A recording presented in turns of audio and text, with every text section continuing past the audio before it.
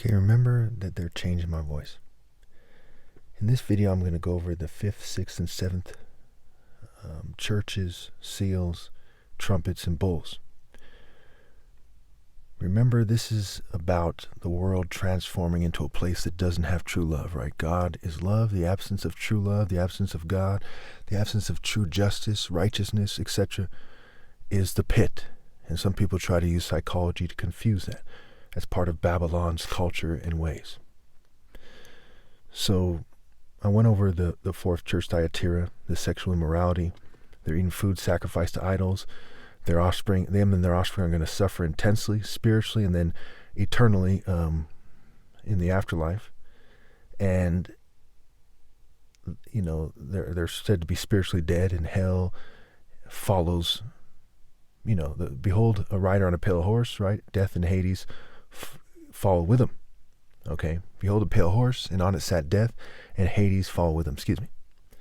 Now, we see in the trumpets, right? A third of the sun, the moon, and all the stars are struck. A third of the day is without light, and a third of the night without light. Okay. The eagle calls out in midair in a loud voice and says, "Woe, woe, woe to the inhabitants of the earth, because of the trumpet blasts about to be sounded by the other 3 angels." Okay. Then for the bowl is poured on the sun, and it scorches people with fire, and they curse God and refuse to repent and glorify him. We're going to see that that is something that also occurs in when we get to the 5th trumpet. The 5th bowl, that they curse God because of the pain and the sores and refuse to repent. Okay, so they don't have love in their hearts. They're petty, right? Some of them are white supremacists, various ethnocentric people, various racial supremacists. Some of them are sexually immoral. Some are thieves, idolaters. They're people who don't live universal pinpoint moral precision. They compromise with the state. They're hermits that refuse to face evil and tell the truth about things. They're outside the divine order, what have you. Like it says in Proverbs, right? People's own folly leads to their downfall, but their heart rages against the Lord. And Proverbs also says that the Lord weighs the heart. So now let's get to the 5th church, Sardis. "I know your deeds. You have a reputation of being alive, but you are dead. Wake up and strengthen what remains and is about to die, as I have found your deeds unfinished in the sight of my God." And of course, Sardis is raw dies scrambled, right? Without the E, right? Sounds instead of a sound spelling. Instead of D-I-E-S, it's D-I-S, right? It's raws dies, okay? Or raw dis. And raw can mean God, and raw can mean evil in Hebrew. Okay. So their deeds are unfinished. So when the 5th seal is opened, the souls under the altar say, "How long, sovereign Lord, holy and true, until you judge the inhabitants of the earth and avenge our blood?" And they're told to wait a little longer. Okay. Now, this all correlates with the 5th trumpet, where the 5th angel, okay, I'm just going to go ahead and read from it. The 5th angel sounded his trumpet, and I saw a star that had fallen from the sky to the earth. The star was given the key to the shaft of the abyss. When he opened the abyss, smoke rose from it like the smoke of a gigantic furnace, and the sun and the sky were darkened by the smoke from the abyss. So the furnace is Jerusalem, right? Jerusalem in this world, okay? So these Satanists around the world use Jerusalem in the world to cause smoke, right? The signs, the spiritual evidence that their souls are burning. So people's souls are being burned by globalists, especially Western governing elite, and everyone else on the planet, right? They're a bunch of Satanists who are governing the world, and they use Israel, right? They use Jerusalem in this world, not the one in heaven that's coming down into a new world, not this one, to darken everything and make people evil and make it a pit.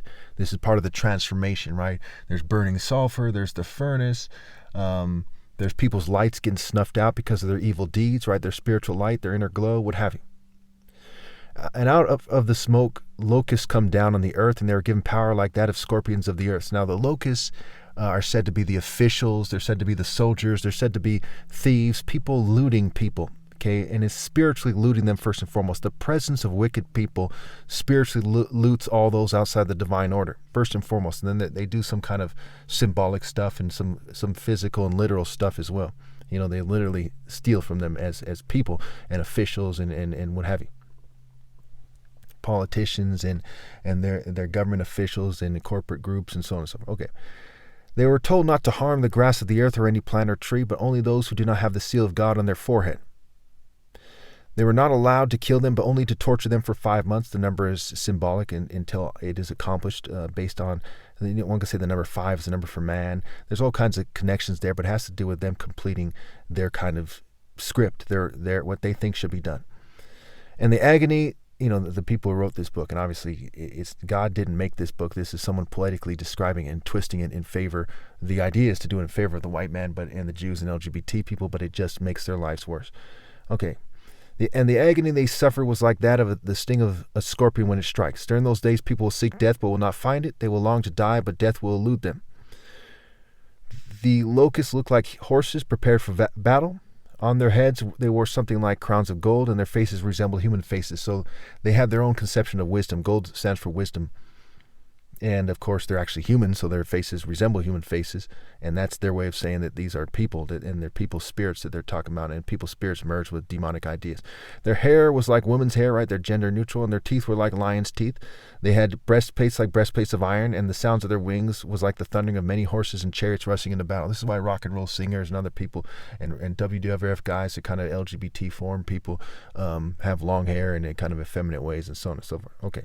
So again, remember, the sound of their wings was like the thundering of many horses and chariots rushing into battle. So as God is thundering, the angels are causing people to suffer, right? And the wicked people of the earth and their spirits are causing people to suffer. That's part of what is said when we get to the part where it says there's peals of lightning, rumblings of thunder, and so on and so forth. All right.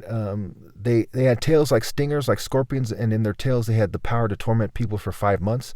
They had as king over them the angel of the abyss, whose name is in Hebrew is Abaddon, and in Greek is Apollyon, right? It's Apollo, right? He is a deity of science and knowledge. Through their scientific destruction of the world, their conceptions of knowledge and fertility and arrogance and pride, Apollo is very much like Lucifer. Okay, that the world is being destroyed. The first woe is past; 2 other woes are yet to come.